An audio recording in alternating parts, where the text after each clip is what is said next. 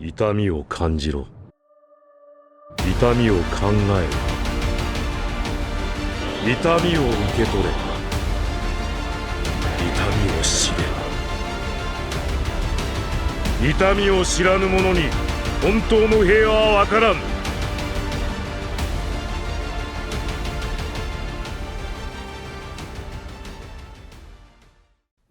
Wesh, canne à pêche, c'est Aspros et aujourd'hui, vous savez quoi? On va se faire un petit kiff. L'équipe Guy est sans conteste mon équipe préférée et Neji et Rock Lee sont mes deux personnages préférés d'Oji Naruto. C'est des rivaux, Lee s'est donné pour objectif de surpasser Neji et un moment dans le manga peut nous faire penser qu'il a réalisé son objectif. Pendant tout le combat Lee contre Gaara, on nous fait bien comprendre que Lee a mis au point une combinaison pour vaincre Neji. Cette combinaison était folle, c'est clairement mon combat préféré de l'œuvre et franchement le débat il est permis. Parce que du coup, est-ce que cette combinaison était suffisamment forte pour vaincre Neji?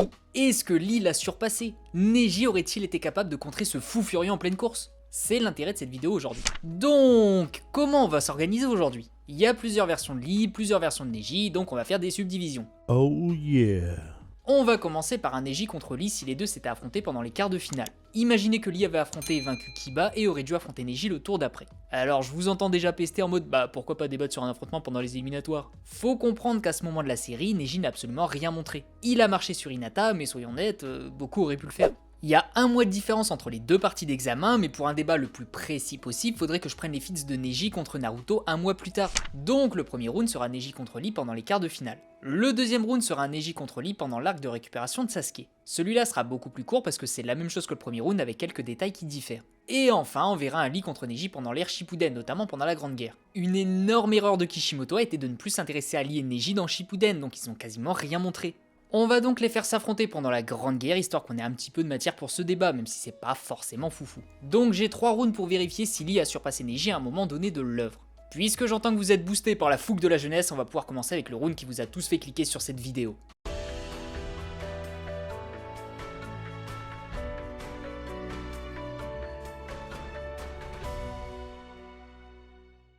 Alors ce débat va être aussi facile que difficile dans le sens où il y a pas mal de matière pour débattre, et plus il y a de matière pour débattre, plus il y a d'arguments et de contre-arguments. Va aussi falloir qu'on dissocie la puissance narrative et la puissance analytique. Alors petit aparté, qu'est-ce que c'est que ce truc? La puissance analytique représente la puissance que l'on analyse en fonction des compétences. Grosso modo, on analyse les différentes capacités d'un ninja, on les compare à celles des autres et on est capable de dire si un ninja se trouve au-dessus ou en dessous d'autres ninjas. Pour analyser les compétences, il faut qu'on se réfère à ce que le ninja a montré, à ce qui est impliqué par les personnages et par rapport au dire de l'auteur via les databooks. La puissance narrative, quant à elle, représente la puissance que le scénario donne à un personnage. Cette puissance ne se base pas sur les compétences, mais sur le scénario. Je vais vous donner un exemple pour que ce soit plus clair. Sakumo Atake est connu comme étant au moins au niveau des Sannin si ce n'est plus. La narration sous-entend qu'il possède cette puissance, donc même sans l'avoir vu se battre, on sait qu'il est plus fort que des ninjas n'ayant pas le niveau Sannin, genre Azuma. Le scénario peut indiquer qu'un personnage est plus ou moins fort qu'un autre sans se baser sur les compétences et la puissance narrative va être importante dans cette analyse. J'ai longuement hésité à parler de la puissance narrative avant ou après la puissance analytique, mais j'ai décidé d'en parler avant et vous comprendrez pourquoi. La puissance narrative place Neji au-dessus de Lee à travers toute l'œuvre, pas seulement au début, et on va voir tout ça avant de s'attaquer aux compétences.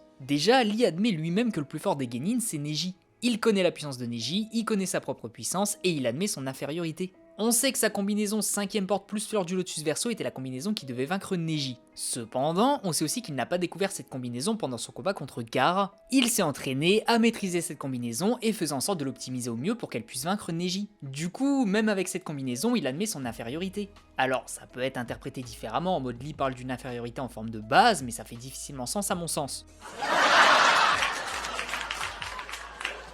Merci. Si Lee, en utilisant les portes, se sait plus fort que Neji, ça sert à rien de continuer d'essayer de le surpasser. Mais bref. Il y a aussi le fait que Lee et Neji se sont beaucoup affrontés et Neji lui a toujours mis des fessées. C'était Lee sans ses portes, évidemment, mais quand même. On a aussi vu qu'à la fin du combat Lee contre Gaara, Neji était toujours en mode « Lee, tu ne peux pas changer, tu restes un raté ». Si Neji avait vu Lee comme une menace, genre comme un mec de son niveau, vous pensez pas qu'il aurait pu changer son opinion ?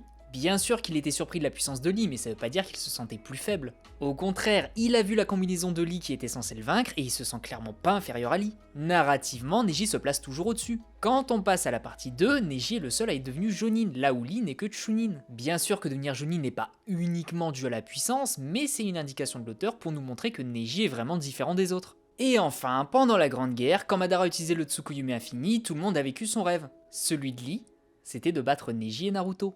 Si Lee est plus fort que Neji, quel est l'intérêt de rêver de le battre? Bah y en a pas. Lee voit toujours Neji comme un mur à franchir parce qu'il n'a pas encore dépassé. Donc voilà pour la puissance narrative. Selon cette donnée, Neji est le plus fort des deux. Pour autant, on va quand même continuer cette analyse parce qu'il y a pas mal de nuances à faire. Niveau compétences, voici leurs statistiques selon le deuxième databook, donc qui correspond à la partie quart de finale jusqu'à la fin de Naruto. Bien sûr que Lee possède un score global moins élevé, mais il faut qu'on utilise ces données intelligemment. Dans un combat Lee contre Neji, beaucoup de compétences ne serviront à rien. C'est évident que ça va partir sur un combat au corps à corps, donc le ninjutsu, le genjutsu et les sauts sont pas utiles ici. Les principales données analysées sont tout ce qui va toucher au taijutsu, donc la donnée taijutsu, la vitesse et la force physique. Il y a aussi l'intelligence et l'endurance analysées, et on va commencer par ça. Niveau intelligence, Lee possède le score absolument phénoménal de 1,5 sur 5, ce qui est l'un des scores les plus bas de l'histoire. C'est pas étonnant, Lee c'est un sauvage qui frappe fort. C'est le genre de perso qui voit un mur, qui le tape pour passer, qui ne le brise pas, et dont la seule idée qui sort de sa tête, c'est frapper encore plus fort. Et honnêtement, c'est une des raisons qui font que j'adore Lee.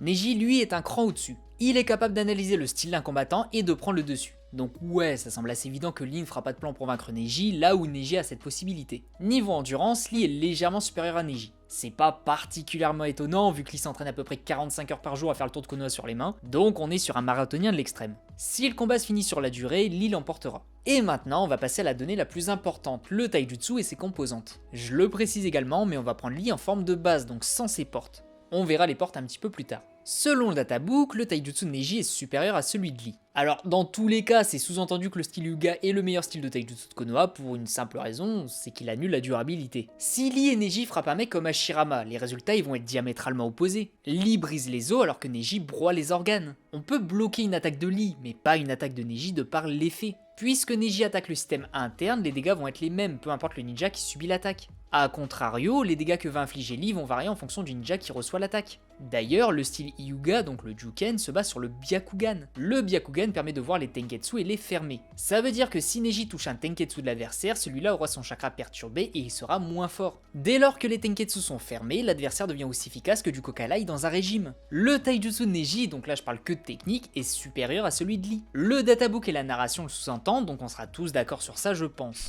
Niveau force physique, évidemment que Lee est meilleur de par son style de combat. Neji ne frappe pas fort mais endommage le système interne alors que Lee frappe fort et endommage le système externe. C'est deux styles différents, Lee est un marteau, Neji est un couteau. Petite donnée intéressante également, Lee doit obligatoirement toucher un adversaire alors que Neji peut se contenter de l'effleurer. Le Juken fait effet même si le coup est très léger donc Neji a un sacré avantage ici. Niveau vitesse, ça va être rigolo. Selon le databook, Lee et Neji se déplacent aussi vite l'un que l'autre, mais ce qui va nous intéresser, c'est avant tout les différentes composantes de la vitesse. La vitesse peut se diviser en 3 catégories, la vitesse de déplacement, la vitesse de frappe et les réflexes. La vitesse de déplacement devrait être sensiblement la même entre Lee sans ses poids et Neji. En effet, le databook leur donne le même score, et même si ça semble étrange que Neji, qui ne se déplace quasiment pas, se déplace aussi vite que Lee, qui est une fusée, c'est une donnée venant de l'auteur, donc c'est celui qui décide. Niveau vitesse de frappe, j'ai tendance à penser que Neji est au-dessus de par rapport à ses 64 points de haki qui lui permettent de spammer ses coups à toute vitesse. En fait, Neji, lorsqu'il attaque une seule fois, attaque aussi vite que Lee. Sauf que contrairement à Lee, ses attaques à lui deviennent de plus en plus rapides, notamment grâce aux 64 points du haki. Alors, comment ça fonctionne? Il y a 6 salves d'attaque et chaque salve possède la même durée d'action, genre imaginez 1 seconde par salve.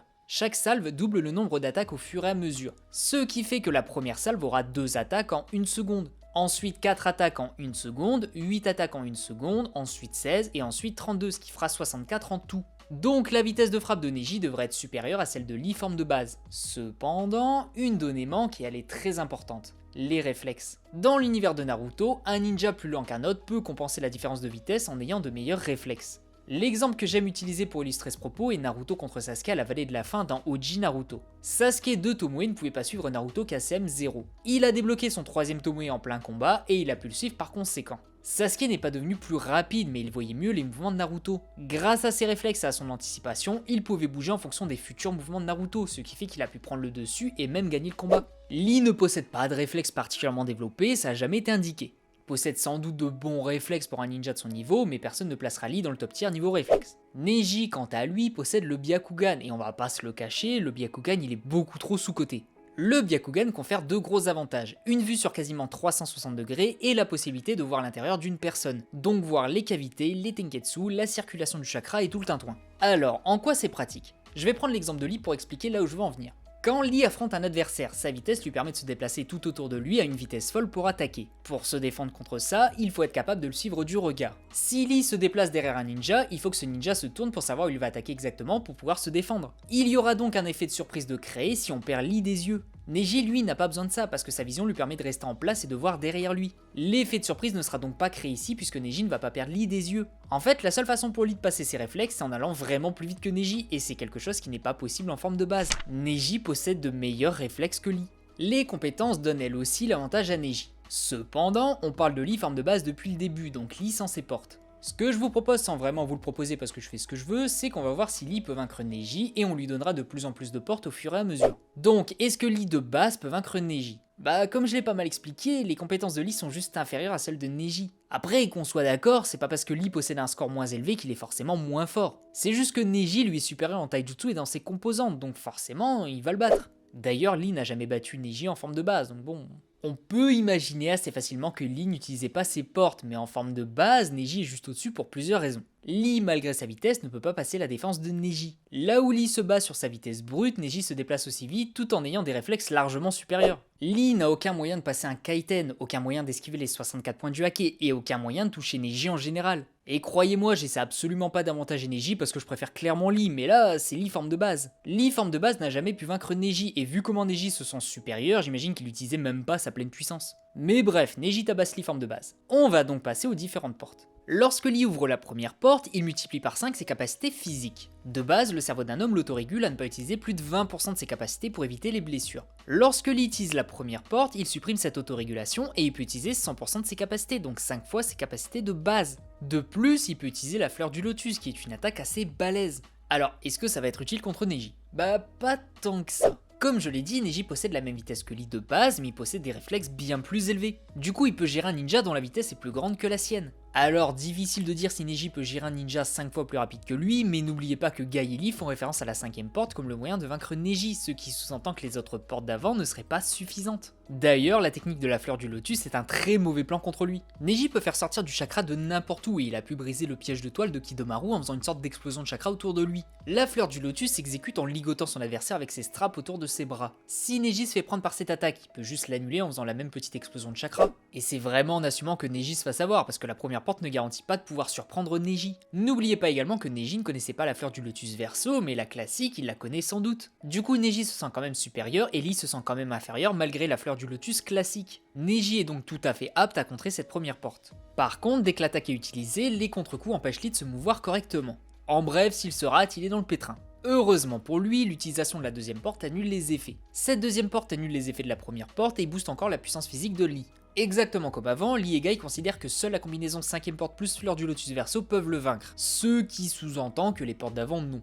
La même analyse pourrait être faite avec la troisième porte. La troisième porte permet d'utiliser la fleur du lotus verso qui est l'attaque censée vaincre Neji. Le truc c'est que c'est la combinaison de la 5ème porte et de la fleur du lotus verso qui devait le vaincre, donc c'est les capacités que confère la 5ème porte en plus de la technique qui doit vaincre Neji, pas ses capacités boostées avec la troisième. C'est littéralement ce qu'implique la narration. Si c'est cette combinaison qui était censée vaincre Neji, celle d'avant n'aurait sûrement pas pu. Donc voyons voir si Neji peut contrer cette combinaison précise. Alors, il est extrêmement évident que Lee est beaucoup plus rapide que Neji. En fait, sur cette dernière combinaison, c'est vraiment très dur de les départager. Je pense que ce qui va les départager, c'est avant tout la narration. Lee indique bien que Neji est le plus fort des Genin. Lee possède la 5ème porte plus la fleur du lotus verso, et malgré ça, Lee le considère quand même comme plus fort. À la fin du combat Lee contre Gaara, Neji se sentait quand même supérieur à Lee. Quand Lee a appris que Naruto a vaincu Neji, Lee était deg parce que Naruto a réussi là où lui n'en est pas capable. Absolument rien dans la narration n'indique que Lee est le meilleur des deux. Ce qui peut être compris au maximum, c'est que Neji est choqué du niveau de Lee, genre Lee est devenu un monstre au point que Neji fasse cette tête. Cependant, selon l'attitude de Neji, Lee n'est pas encore à son niveau. En fait, je vois seulement deux possibilités. Soit Neji va encaisser l'attaque et s'en sortir très difficilement en utilisant une strat.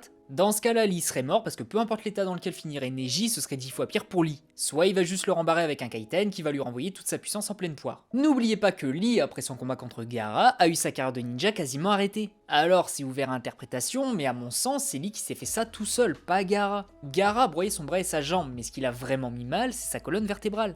La quatrième porte se situe justement au niveau de la colonne vertébrale, donc il y a de fortes chances que ce soit Lee qui s'est le plus abîmé. Dans tous les cas, c'est pas vraiment important parce qu'après avoir utilisé les 5 portes, il peut plus se battre. À mon sens, Lee ne peut pas vaincre Neji. Il peut lui faire extrêmement mal, il peut lui faire la frayeur de sa vie, mais il ne devrait pas être capable de le battre. Si on ne regarde que les compétences et les techniques, le match devrait être extrêmement serré s'il utilise ses 5 portes. Mais dès lors qu'on étudie la narration, Lee a clairement moins de chances de gagner. Neji est juste montré comme supérieur. Et en vérité, je me suis axé uniquement sur l'attaque de Lee contre la défense de Neji. Parce que si Neji attaque Lee, il peut lui fermer ses Tenketsu avant même que Lee n'ouvre ses portes. Pour rappel, les 64 points du hake augmentent en vitesse de manière progressive. Donc ouais, je n'exclus pas totalement une victoire de Lee dans le sens où je peux pas affirmer que Neji pourra tanker l'attaque. Par contre, Neji a clairement plus de chances de gagner. Soit il bloque ses Tenketsu avant même que Lee ne puisse attaquer réellement comme il l'a fait avec Hinata, soit il est capable de contrer la 5ème porte grâce au Kaiten, ou soit il est capable d'encaisser en partie l'attaque de Lee et si c'est le cas, alors c'est du 50-50. L'auteur a bien forcé avec les indices qui montrent que Neji reste au-dessus et à aucun moment c'est impliqué que Lee l'a surpassé. Au mieux, Lee a impressionné Neji, mais pas assez pour qu'il se dise qu'un raté puisse le surpasser. Donc Neji est plus fort que Lee et la difficulté va varier énormément, donc je vais pas forcément la donner. Soit c'est difficulté basse parce que Neji empêche Lee d'attaquer, soit c'est difficulté extrême par rapport à la 5ème porte. Prenez ça comme vous voulez.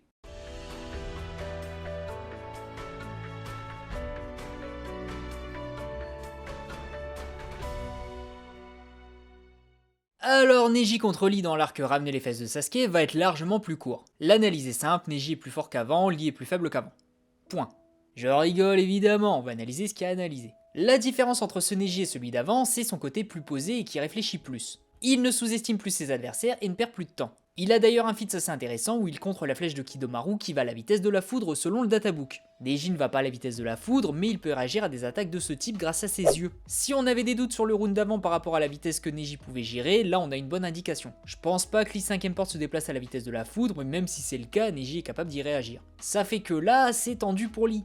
Tendu parce que pour vaincre Neji, il faut être assez rapide. Si Neji peut réagir à des attaques qui vont à la vitesse de la foudre en étant attaqué depuis son angle mort alors qu'il était déjà vidé de son chakra, alors il faudrait que Lee se déplace au moins à la vitesse de la foudre. Là, Lee n'a plus aucune chance. Surtout qu'en plus, j'ai la bonté de parler de Lee 5ème porte, mais Lee dans l'arc récupération de Sasuke est moins fort qu'à l'époque de l'examen Chunin, Gaara le confirme. Vu que son corps vient à peine d'être réparé, il peut pas utiliser tout ce qu'il a. Il a indiqué qu'il peut ouvrir la 2ème porte, mais ça devrait être son max. Donc là, Neji le tabasserait. Bon, par fair play, on va prendre le Lee de l'examen Chunin, mais ça va rien changer. C'est un Neji capable de réagir à une attaque allant à la vitesse de la foudre et dans les pires conditions possibles. Lee va se prendre un Kaiten et il va rien comprendre. Autant pour le round d'avant, il y avait possibilité que Neji ne soit pas apte à contrer l'île sauvage, mais le Neji de l'arc d'après a prouvé qu'il en serait capable. Et puis bon, ce Neji ne sous-estime plus ses adversaires, donc il va sûrement attaquer Lee de manière très sauvage d'entrée de jeu pour lui fermer ses Tenketsu. Je vais être tout à fait honnête, ce Neji va le fumer. Et d'ailleurs, la différence entre un raté et un génie réside dans la vitesse de progression. Neji va mettre moins de temps que Lee pour progresser. Et puisque Lee n'a pas réellement progressé entre les deux arcs et que Neji si, il a clairement pris de l'avance. Du coup, victoire de Neji sans aucune hésitation.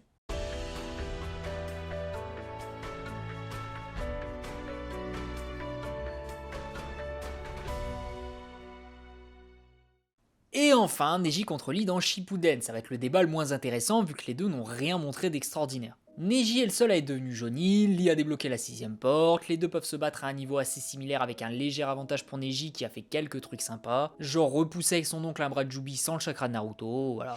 Cependant, Lee est devenu meilleur en taijutsu dans le 3ème databook. Est-ce que ça change beaucoup de choses Je pense pas.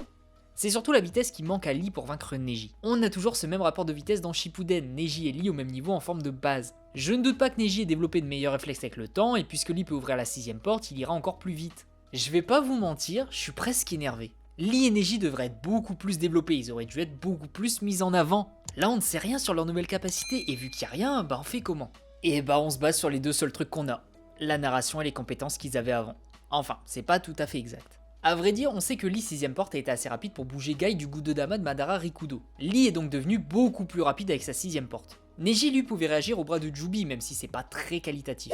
Cependant, il peut maintenant attaquer à distance avec ses pommes de chakra. Il crée un mouvement d'air sous pression avec la pomme de ses mains pour attaquer à moyenne distance, ce qui est plutôt sympa. On ne l'a jamais vu attaquer un ennemi vraiment rapide, mais ça peut être utile. Et croyez-moi, je suis vraiment triste de résumer un débat entre les deux comme ça. Rien ne qualifie le niveau de ces deux-là, et c'est horrible. L'auteur s'est juste intéressé à l'équipe 7 en oubliant totalement les persos secondaires qui sont en général les persos les plus cool. Mais bref, je vais être obligé de repartir sur la narration et dire que le rêve de Lee c'est de surpasser Neji, donc par voie de compétence, Lee se sent toujours inférieur à Neji, même avec sa 6ème porte, donc c'est un indice assez gros pour dire que Neji est plus fort des deux. Désolé, ce round n'est vraiment pas intéressant parce qu'on a vraiment rien développé. Selon la narration, Neji est le plus fort, selon les compétences, aucune indication. En définitive, je pense que Lee n'a jamais vraiment dépassé Neji de son vivant. Il a une petite chance de le vaincre dans l'examen Chunin, mais Neji en a clairement plus. Par la suite, donc pendant l'ère The Last et Boruto, il a sans doute surpassé Neji, mais c'est pas forcément fair play vu que Neji n'avait plus trop de temps pour s'entraîner parce que bon, comprenez. Allez, maintenant c'est à votre tour. Est-ce que le valeureux Lee a dépassé Neji à un moment de la série? On voit ça dans les commentaires parce que je suis curieux d'avoir vos avis. En attendant, je m'en vais travailler sur la prochaine vidéo. Des bisous les gens, prenez soin de vous, et même si Lee n'est pas plus fort que Neji, il est carrément plus beau gosse. Avouez-le.